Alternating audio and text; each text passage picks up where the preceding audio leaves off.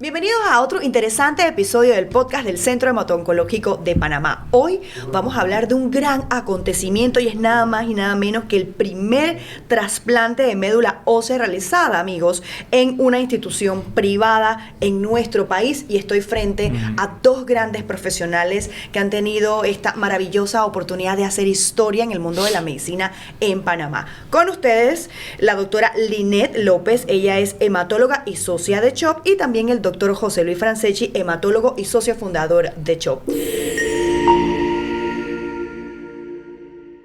En nuestros podcasts anteriores conversamos sobre el tema y sobre ese nuevo paso que se iba a dar, que hoy en día ya es una realidad. Primero que todo, bienvenidos. ¿Cómo se sienten de estar nuevamente en este podcast y para brindar esta información tan trascendental? Doctora.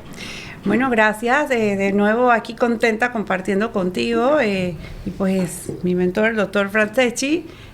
Sí, hace un tiempo atrás en el podcast anterior habíamos mencionado este proyecto, como yo le llamaba el proyecto bebé, que pues como ya sabes creció, ya anda por ahí caminando y estamos muy contentos de que pues el proyecto se haya desarrollado de una manera satisfactoria. Perfecto. Bueno, doctor Franceschi, cuéntanos precisamente sobre cómo nació esta iniciativa.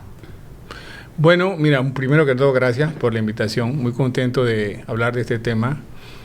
Esta iniciativa nació porque realmente en Panamá se hacen trasplantes de médula ósea como de finales del 99, principio del 2000, o sea, hace ya casi 25 años. Pero se empezaron a hacer a nivel del sector público, básicamente, en el Instituto Oncológico Nacional y en el complejo hospitalario de la Caja del Seguro Social. Con el correr de los años, hemos visto que ha habido un crecimiento, vamos a decir, de diagnóstico de enfermedades que ameritan este tratamiento como una opción, ya sea desde el principio de la enfermedad o en etapas en que ya fallan los tratamientos convencionales. Y hemos visto que la demanda se ha ido creciendo, no solamente en el sector público, sino también en el sector privado.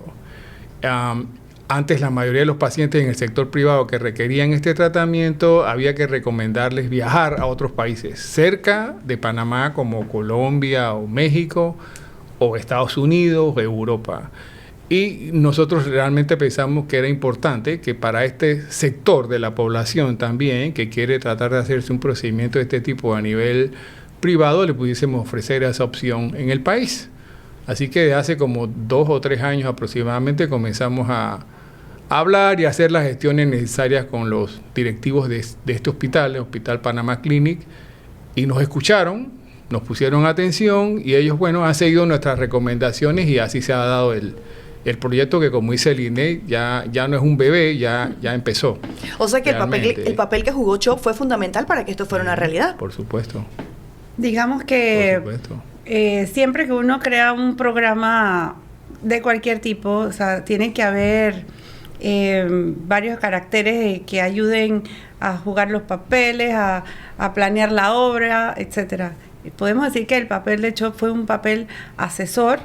Grandemente se crearon normas, se crearon manuales de procedimientos en donde básicamente la mayoría los redactamos nosotros. Claro, hubo gente que redactó su experticia, ¿no? Plasmó su experticia en estos manuales de procedimiento, pero no podemos negar que la orquesta pues se dio de parte del grupo del Centro Hemato-Oncológico de Panamá, sin quitarle el protagonismo, por supuesto, al hospital, que pues es el que creyó en la idea y que al final puso las herramientas necesarias para que el proyecto saliera adelante. ¿Cuál sería el entrenamiento que ambos hicieron para poder llegar a este hito histórico?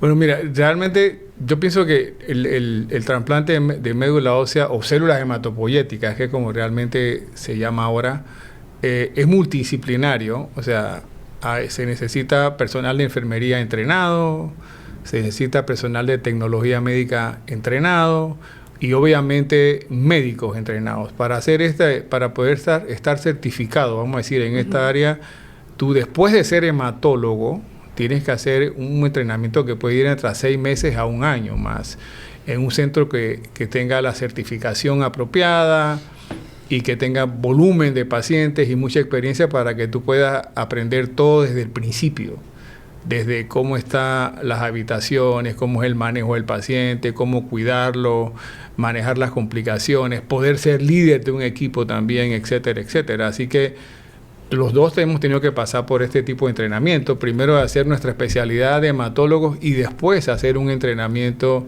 para aprender el tema de los trasplantes de células hematopoyéticas. ¿Y estos entrenamientos dónde fueron puntualmente? Bueno, yo lo hice en España. Yo estuve 9 meses en España, en un hospital que se llama Hospital de la Princesa, en Madrid, en España. ¿Doctora? Bueno, yo estudié la parte de trasplante en el Hospital La Fe, en Valencia, estuve 1 año. Pero además, como menciona el doctor, no solamente pues es el training de los hematólogos, sino de pues el grupo de enfermería, por ejemplo, y adicional pues la educación continua que se da. Digo, actualmente un grupo de hematólogos estamos tomando como un postdoc en trasplante, donde inclusive se ha añadido nuevas asignaturas como el manejo de terapia celular, ¿no? Y son clases dictadas inclusive por la Universidad de Valencia, del Hospital de la Fe, en su mayoría de los hematólogos, biólogos, personal de laboratorio de trasplante, que nos han dado clases mensuales, y ahorita estamos inclusive entregando la tesis. Wow. Que para darte pues una pista, había que escoger, bueno, ¿vamos a crear un estudio o vamos a hacer la creación de un programa de trasplante? Digo, bueno, pero si ya el programa de trasplante ya lo estamos haciendo, así que inclusive cayó como anillo al dedo, porque ese programa de trasplante ahora está siendo revisado por los especialistas del Hospital La Fe, haciendo adecuaciones para que en un futuro inclusive pueda pasar normativas y checklists de organizaciones como internacionales como el YESIFACT. Así que siempre buscando la excelencia, pues uno nunca termina de estudiar como quien dice, ¿no? Como quien dice, exacto, es la vida del médico. ¿Qué necesitaría Panamá para poder brindar eso algún día y no tener que ir de repente a España? No, en Panamá y cualquier otro país de la región, nosotros siempre nos tenemos que nutrir de pues, lo que ya se ha hecho, ¿no? No hay que inventar el agua, y simplemente es ceñirnos a las normativas y tratar de que pues todos los lineamientos se den, desde el personal cómo está capacitado, desde inclusive los espacios físicos que cumplan con los requisitos particulares que tienen, por ejemplo, la monitorización de la presión positiva, cómo están inclusive orientadas las habitaciones de los pacientes, cómo están los checklists de los laboratorios, de la criopreservación de estas células madres. Lo único que tenemos que hacer es como seguir el formato que se está haciendo y seguir con las acreditaciones. Todos los países se acreditan de esta manera y es bueno porque así hay una auditoría de cada uno de estos centros. Ningún centro anda solito. Claro. Siempre hay como una manada de gente vigilando de que las normas se cumplan. ¿Y cómo se logra coordinar algo tan complejo en instituciones privadas? Bueno, yo pienso que no es tan complejo. O sea, nosotros, como dice el INE, nosotros ya no inventamos nada. O sea, ya hay normas, ya hay manuales que dicen desde cómo deben estar organizadas las habitaciones, cómo deben estar diseñadas, qué requerimientos se necesita de los sistemas de ventilación.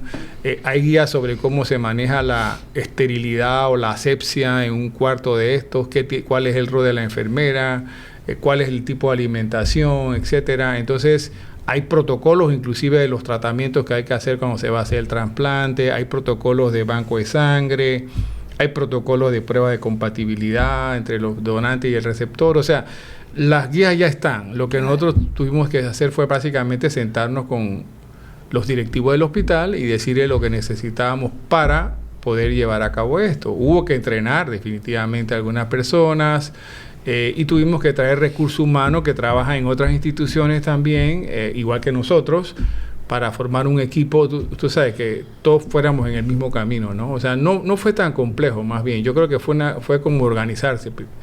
Y después que uno sabe dónde están las personas y y tiene alguien que está dispuesto a apoyarte en inversiones que había que hacer, obviamente, Sí. había que hacer unas inversiones como lo hizo el hospital, pues las cosas se fueron dando paso a paso, ¿no? Bueno, todo el mundo en su lugar, preparado Exacto. para trabajar Así como es. profesionales que son. Ahora, bueno, entremos en materia. Vamos a hablar acerca de este trasplante. Ujú. Dentro de lo que se pueda compartir, guardando la confidencialidad, me imagino, del paciente, si me pueden decir un poco cómo era el paciente, a qué se enfrentaron y cómo fue esa experiencia.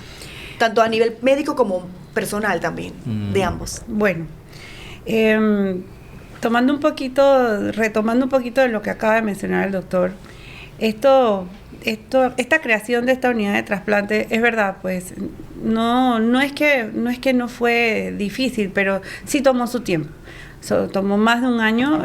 Más de un año las reuniones, organizando el equipo, inclusive el hospital creó un ambiente físico nuevo en un piso donde era exclusivo para trasplante. Wow. ¿No? Yo pienso que cuando llegamos a ese punto donde obtuvimos la certificación por el Comité Nacional de Trasplante, pues la celebración fue máxima porque nos sometimos a varias revisiones de estos manuales de operación.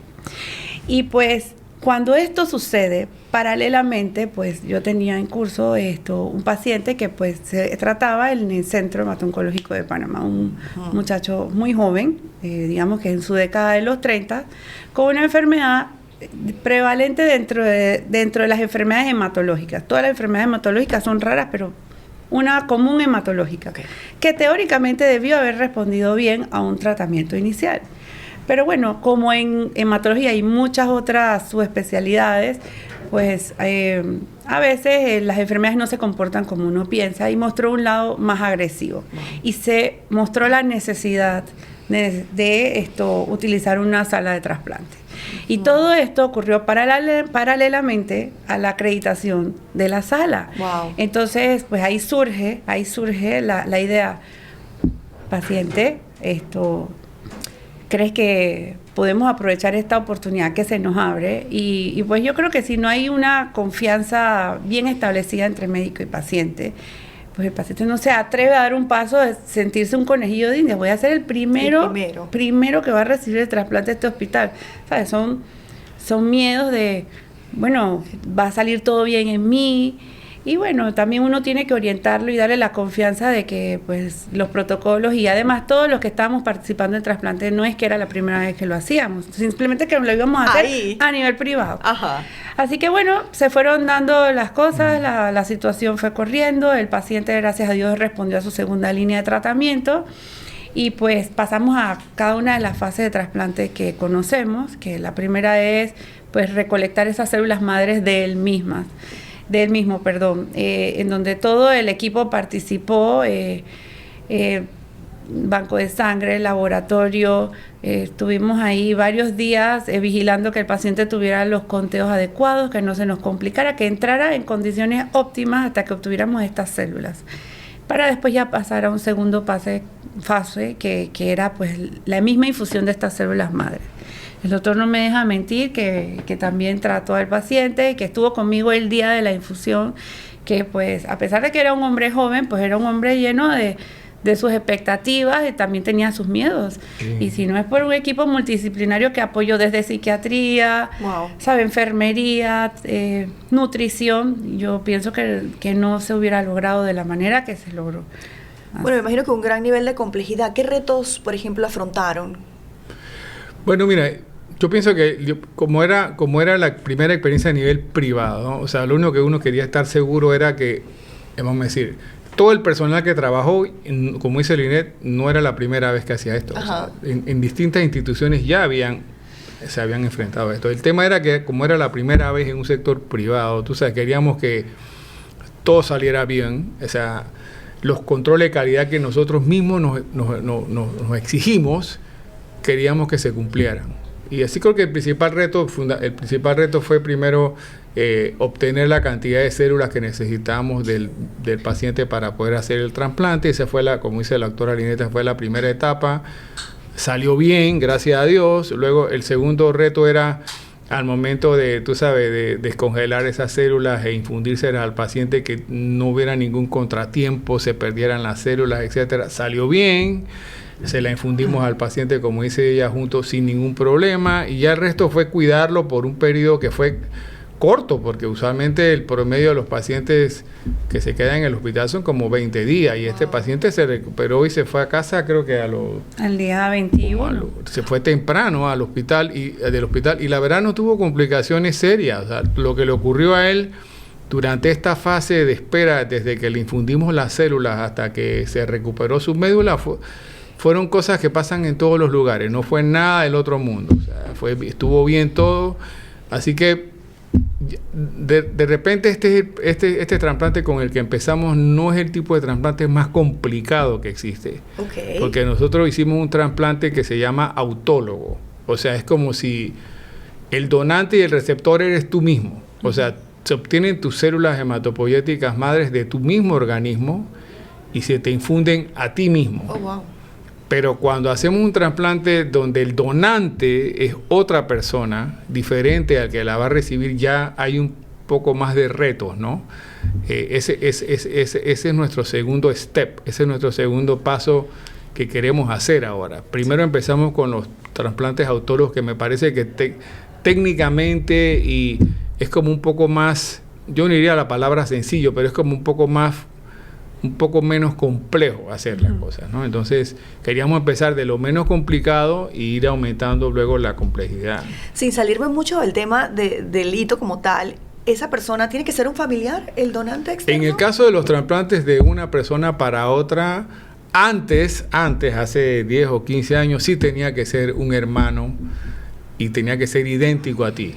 Oh, wow. O sea, pero con el correr de los años esto ha ido cambiando y ahora puedes tener un donante. Puede ser tu mamá, o puede ser tu papá, o puede ser un hermano que no sea exactamente idéntico a ti, pero parcialmente idéntico, o puedes inclusive encontrar un donante de una persona del planeta que ya esté registrada en una base de datos y que no tenga ningún vínculo familiar contigo, pero comparta contigo la mayoría del sistema de tipificación que se utiliza. O sea que prácticamente ahora mismo ya no hay, se puede decir que si uno tuviera todos los recursos a la mano, casi todo el mundo se puede hacer un trasplante. Antes no. Sí. Antes no. Antes maravillosa no era posible, la evolución de la ciencia. Así es. Si pudieran recordarme qué día fue la operación en The Panama Clinic. El día de la infusión de las células madre fue el 9 de febrero. 9 de febrero. Del 2025. Fue un día muy excitante y emocionante para todos. Recuerdo la celebración, el paciente estaba muy contento, pero bueno, todo se dio acorde a lo que esperábamos, a lo que planeamos, y pues como dijo el doctor, o sea, el mayor reto era probarnos a nosotros mismos, que todo lo que escribimos y todos los pasos que dijimos que había que hacer se dieran de manera exitosa. Bueno, a nivel ya más que todo como de cultura y de curiosidad, saliendo del mundo médico, sino como al panameño de a pie, ¿cómo es este procedimiento? ¿Cuánto tiempo dura? Bueno, mira, yo siempre les doy como una analogía para que la gente me entienda. Yo les digo, imagínate que tu médula ósea, que es la fábrica de tu sangre, es un jardín, ¿no? Es un jardín. Y que tú necesitas retirar esa pequeña maleza que está por ahí escondida, que llamémosle a la maleza cualquier enfermedad hematológica, linfoma, leucemia, etcétera. Y en el momento de que ya has recogido tus células madres, si eres autólogo, o ya tienes a tu donante listo, si es halogénico, como mencionó el doctor, tú necesitas ponerle una quimioterapia a ese paciente. Llamémoslo a esa quimioterapia que le hubiéramos echado un matamaleza, que nos hubiéramos llevado todo el jardín, que haya quedado eso como en tierra, en blanco, un lienzo en blanco, ¿no? Y después de esa quimioterapia, tus células madres van a ser esas semillas en donde van a dar al lugar a un nuevo jardín, a flores, a plantitas, como lo quieras llamar, la manera más linda que lo quieras llamar. Ese es el principio de un trasplante, es hacer un reset de tu médula ósea para eliminar ya sea enfermedad residual o dos, de nuevo comenzar de cero para que ese matamaleza o esa quimioterapia intensa que pusimos terminara ya de eliminar cualquier residuo o rastro de una enfermedad oculta. Wow. ¿Y el procedimiento cuánto tiempo dura? Siempre les decimos, bueno, uno tiene que mentalizarse que uno va a estar un mes en el hospital. Y podrá no ser, bueno, un mes no es tanto, pero recuerden que es un mes en donde hay un aislamiento especial, porque el paciente tiene sus defensas en cero, o sea, está muy inmunosuprimido, en donde en ese ambiente especial, de manera de que la ingeniería demostró que es el apto para trasplante, juega un papel importante porque lo protege. Entonces no puede estar recibiendo visitas. Su contacto con sus familiares tiene que ser virtual, por lo menos gracias a Dios ahora tenemos la virtualidad. Así es. Pero es un paciente que está poniendo a prueba su sistema inmunológico, su sistema de defensa y su mente. Su sistema de, ¿sabes? Su capacidad de entender que todo lo que está haciendo es porque se tiene que curar. Así que pues es un mes difícil para el paciente, ¿no? El protagonismo a veces pareciera que no es ni del hospital ni de los médicos, el protagonismo del paciente que logra vencer una prueba de vida tan dura como esa. Literal, como usted lo dijo, es un reset. Así mismo. Así es. Bueno, ¿y si me pueden decir cómo ha sido la evolución del paciente, cómo se encuentra en este momento?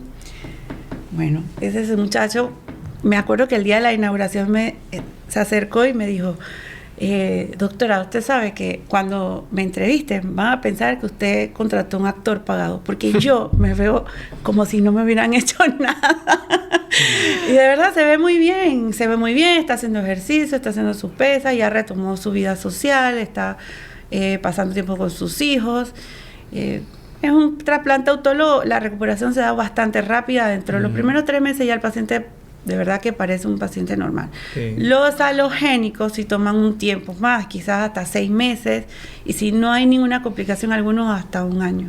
Wow. Pero bueno, allá vamos. El hospital tiene la certificación para hacer alogénico, tenemos los manuales para hacer el alogénico, así que cuando haya la oportunidad de brindarle esa oportunidad a alguien, ahí estaremos. Ahí estarán. Bueno, ¿cuál sería, por ejemplo, antes de un trasplante, cuál es la expectativa de vida y cuál es ahora? Bueno, mira, esa es una pregunta bien difícil de contestar, Blanca, porque, o sea, el trasplante se hace, hay varios tipos de trasplante, como te está el trasplante autólogo y está el trasplante alogénico. Entonces, no es lo mismo hablar de los resultados de un trasplante en una leucemia, que en un linfoma, que en un mieloma, o sea, depende de la enfermedad. O sea, que lo que pasa es que el trasplante no se usa nunca de primera opción. O sea, siempre el trasplante de célula hematopoyética es como una segunda o una tercera opción. Entonces, nosotros siempre que vemos un paciente por primera vez, nuestro objetivo es curarlo desde el principio. Hay enfermedades donde, por decirte un ejemplo, un linfoma de Hodgkin, vamos a decir así, la probabilidad de curar a un paciente de un linfoma de Hodgkin que viene por primera vez a tu clínica, con los tratamientos estándar que no incluyen trasplante, es como de un 85-80%, es muy alta. Pero eso quiere decir que hay un 15 o un 20% que pueden recaer o pueden no curarse con el tratamiento estándar. Entonces, en ese 20% que te mencioné, si no le haces un trasplante, o sea, no tiene oportunidad realmente de vivir. Wow. O sea, ¿La edad es un factor determinante? Por supuesto. Entre más joven es una persona, o sea, mayor capacidad tiene de tolerar esos tratamientos que explicó la doctora en forma análoga a un jardín. O sea, el matamaleza, o sea, el jardín entre más joven es, mejor. ¿Hay alguna edad que tal vez se dice desde aquí en adelante, de aquí para abajo no todavía? Antes, hace muchos años, era como 40 años, era un mito, o sea, 40 años de edad, pero tú sabes, las cosas han cambiado mucho en 20, 30 años, entonces ya hay personas de 60, 65 años que se ven muy bien y están bien físicamente y uno puede hacer este procedimiento, inclusive hasta un poquito más de 65, hasta llegando a los 70 también, o sea, pero vuelvo y digo, es difícil generalizar en todos porque depende de la enfermedad por lo que lo estás haciendo y depende del tipo de trasplante que estás haciendo, ¿no? Pero en general es así.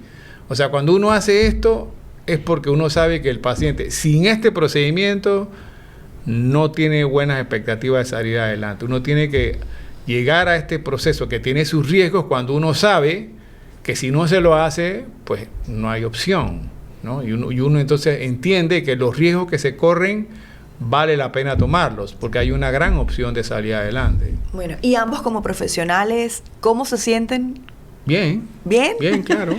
¿Prueba superada? Por supuesto. Sí. ¿Vamos en buen camino? Vamos. Más Sí, trabajo, sí, pero sí. vamos bien. Más trabajo. Por eso Sí, es bueno. sí. ¿Qué significa este logro para la medicina panameña? O por lo menos para la sociedad, para la población. Oh, wow. Es que el logro, ¿sabes? Es importante para Panamá porque me gusta decir esta frase, lo convierte en un hub de la región para este tipo de procesos. Hay hospitales en países cercanos a nosotros que no tienen la opción de un trasplante, en donde, por ejemplo, en los países de las islas del Caribe, tienen que llevarse esos pacientes a trasplantarse a Holanda muchas veces. Ya estos pacientes pueden venir a Panamá, en el hospital de Panamá Clinic se hace mucho turismo médico y créanme que nos han enviado pacientes para tomar en consideración el trasplante y que antes yo tenía que escribir mi referencia. Bueno, esto es mi planteamiento, recomiendo esto, pero lastimosamente no se lo puedo ofrecer en Panamá. Ya voy a cambiar mi recomendación. O sea, eso es importante y gente, inclusive panameña, que pues quería hacerse esto en un ambiente un poquito más privado o porque a veces pues lastimosamente en las instituciones hay carencias y no estaban listos para aceptarlos o para en ese momento ofrecerle tratamiento, tenían que emigrar a otros países como España o Estados Unidos y alejarse de su familia, porque a pesar de que uno esté confinado un mes ahí, sabes que tú tienes a tu familia cerca. Por lo menos en el mismo país. Exacto, entonces eso es muy importante, eso hay que reconocerlo y nada, yo creo que ese es como el hito de este avance, de este logro. Sin lugar a dudas. ¿Qué pacientes podrían beneficiarse de esto? Bueno, como dije la doctora Linet, todo paciente que tiene una enfermedad hematológica, vamos a decir, así como un paciente decide me diagnosticar un cáncer, quiero irme a atender en el sector privado, no quiero irme a atender en el Instituto Oncológico, ni me quiero ir a atender a la Caja del Seguro Social, quiero ir al sector privado. O sea, cualquier paciente con una enfermedad hematológica, con una neoplasia hematológica o un tumor no hematológico y que requiere un tratamiento especializado, también se lo puede ofrecer a nivel nuestro. O sea que yo creo que una de las principales ventajas, cosas que hemos logrado es que tenemos la oportunidad de ofrecerle eso a los pacientes. Yo creo que eso es algo que no se puede como medir. O sea, antes no le podíamos ofrecer esto a los pacientes. Es muy incómodo para un médico decirle a una persona, bueno, te estoy tratando esto, pero hasta aquí yo llego, o sea, no puedo hacerte más. Sé en mi mente lo que te tengo que hacer, pero no te lo puedo hacer. Eso es bien frustrante para uno. No, y para el paciente también. Por supuesto, porque el paciente se acostumbra a ti, está creyendo en ti que lo has llevado hasta ese punto y ahora tú no puedes seguir con él. O sea, para nosotros eso es muy duro. Ahora cada vez nos atrevemos más, estamos dando pasos importantes. Entonces yo creo que cualquier paciente que esté en el sector privado, que toma la decisión de atenderse con un médico a nivel privado, puede hacerse hasta un trasplante también. Y una cosa importante yo creo que vale la pena decir es que nosotros las puertas de hacer trasplantes en el Hospital Panamá Clinic está abierta a todos los hematólogos del país que tengan su certificación y que estén entrenados para hacerlo. Esto no es una exclusividad de nosotros. De CHOP como tal. Exactamente, exacto. O sea, cualquier hematólogo que esté certificado, que hay muchos, y buenos también, pueden llevar sus pacientes ahí y darles la oportunidad de un procedimiento que antes no se podía. No es que vamos solamente a trasplantar los pacientes que son de CHOP. Bueno, pero también dejemos claro que sin la iniciativa y sin el push que le dio CHOP a todo este asunto de que se hiciera realidad a través de Panamá Clinic, el resto de los hematólogos de Panamá no tendrían la oportunidad y por ende los pacientes que lo requieran, ¿no? Y que prefieran atenderse en un sector privado. Me gustaría entonces que me contaran en este momento estas trayectorias a nivel personal y profesional. ¿Qué representa este momento en la carrera y en la vida de ambos? Bueno, yo la verdad es que me siento bastante contenta porque generalmente no me gusta pues tomar muchas jefaturas, pero en esta clínica he crecido personal y profesionalmente desde cuando llegué hace, no voy a decir cuánto tiempo, no voy a revelar mi edad. busquemos el podcast de la doctora, por favor. Hace unos años atrás, no mentira. Entonces, crecí en la clínica, me volví socia, aprendí mucho, aprendí de la organización, en la participación de comités. Después tuve la oportunidad en el Hospital de Panamá Clinic y ahora también soy la jefa del Departamento de Medicina Interna.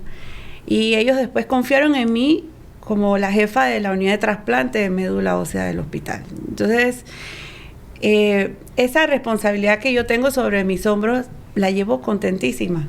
No la siento como una carga, como quizás en unos años atrás la hubiera sentido. Y es una tarea que desarrollo con la mayor alegría de mi alma, porque sé que estoy rodeada de personas que me apoyan, que puedo trabajar en armonía, que las energías que se vierten ahí no son para críticas, sino para críticas constructivas, para que el paciente tenga una mejor oportunidad. Me siento rodeada de mis socios, de mis colegas hematólogos, que también algunos están estudiando y están capacitándose para obtener acreditación para el trasplante, y eso es importante. Es como, wow, en la unidad quizás también ha creado esa sensación de, ¿sabes qué? Ahora yo también quiero hacer trasplante. Va creciendo. Y exacto, y yo también la quiero hacer a nivel privado. Y pues al final, como mencionó el doctor, que se entienda que nosotros también podemos trabajar con cualquier otro de los colegas hematólogos, y que así ha sido, le hemos abierto las puertas. Ya hay pacientes que ya también están entrando en proceso de lista para poder comenzar su trasplante. Así que pues, además de eso, mi vida personal, siempre te voy a compartir algo. Cuando yo estuve en la inauguración de la unidad de trasplante y yo me paré ahí enfrente, y la verdad, ¿sabes? Lo único que yo vi fue a mis hijos aplaudiéndome. Y yo dije que, ¿sabes qué? Ya estoy bien. Claro, yo estoy feliz por todo lo que se hizo, estoy feliz por el hospital. La verdad es que los felicito, me quito el sombrero, porque todo lo que han invertido no lo había invertido otro hospital. Pero si tú dices, Lynette, ¿cuál es tu logro personal? Es que tus hijos te aplaudan en un evento así. Para mí eso ya, pues como que ya. Qué lindo. ¿Qué es lo que crees que piensan ellos de su mamá? Bueno, yo pienso que quizás ahora ellos no lo entiendan bien, porque tienen 5 y 8 años. Pero yo siempre le he dicho a mis amigas que hay que tratar de ser influencers positivos, ¿no? De mostrar esos roles que la mujer puede empoderarse, que puede tener, y llegar a mostrar que los demás también pueden tener respeto hacia una, sin perder el norte de la humildad. De seguro dicen, mi mamá salva vidas, es mi heroína. ¡Qué belleza! Doctor, ¿y usted un ganchito más, un evento trascendental? Bueno, check, sí, yo creo que a mí siempre me han gustado, yo me considero una persona que me gustan los retos, la verdad. Y hace como 25 años, cuando yo volví acá a Panamá de mi especialidad, yo sabía que la hematología tiene 3 épocas. La época pre-trasplante de médula ósea, la época post-trasplante de médula ósea que estamos viviendo, y ahora viene una época que es la terapia celular, que todavía no hemos llegado acá. Entonces yo me propuse que pues teníamos que hacer trasplante de médula ósea en Panamá, y me considero que empujé bastante para que eso se diera, y me alegro mucho que lo siguieron nuevas generaciones como Lynette y otros más, y está bien. Pero después que yo me fui de la práctica pública, yo sentía que hay otros retos más. Por ejemplo, esto de la terapia celular me parece que es bien importante, pero para poder hacer terapia celular tienes que tener un centro de trasplante. Wow. Y yo veo un poco complejo hacer terapia celular a nivel de los hospitales institucionales. Se requiere hay muchos detallitos que a veces son difíciles hacerlo a nivel público. Y me parece que era importante hacer un programa de trasplantes de células hematopoyéticas privado también. Y bueno, la doctora Lynette también le interesó el tema, así que es otra generación, ¿no? Es otra generación, otros retos que tienen ellos ahora por delante, pero este paso era muy importante para poder seguir con otras cosas. Así que igual, yo me siento bien porque siento que es otro reto más que uno logra, ¿no? Y todavía no se ha acabado el tema ahora tenemos están empezando, por decirlo de alguna manera, supuesto, ¿no? Claro. Una travesía interesante. Pero yo quisiera saber, por ejemplo, ¿qué los motiva a ustedes a seguir adelante en esta especialidad, la hemato-oncología, que sé que no es fácil? ¿Qué los motiva? Bueno, el principal motor de cualquiera que estudió medicina, y particularmente estos pacientes, pues es tratar de aliviar o ofrecerle una oportunidad a alguien que confía tu vida en ti. O sea, los pacientes, por redundar, es los pacientes.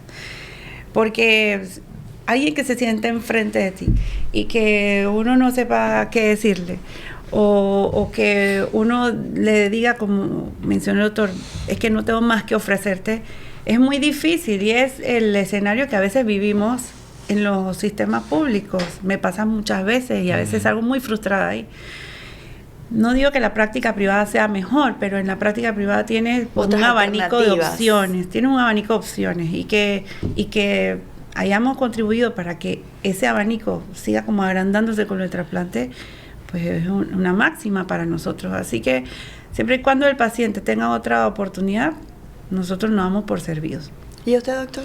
Bueno, yo sigo pienso que nosotros salvamos vidas con este tratamiento. Definitivamente tenemos que aceptar que no siempre las cosas van a salir bien. Definitivamente que no siempre van a salir bien. Son procedimientos un poco, como dice la doctora, un poco complejos. No siempre todo sale bien. A veces hay complicaciones y bueno, eventualmente las cosas pueden salir muy mal. Pero aún así salvamos vidas. Mientras tengamos la oportunidad, podamos darle al paciente esa opción, yo pienso que lo tenemos que seguir intentando. O sea, porque es difícil hoy en el siglo XXI decirle a un paciente que no hay más nada que hacer. O sea, es muy difícil. No habrá más nada que hacer en nuestro país. Exacto. Pero hay oportunidades fuera de Panamá. Y la idea nuestra es poder llegar algún día, ojalá, en la hematoncología, dar todas las oportunidades que un paciente amerite. No es fácil, te digo, Blanca, eso no es muy fácil porque los pasos que vienen cuando hablamos de terapia celular y eso es un poco más complejo.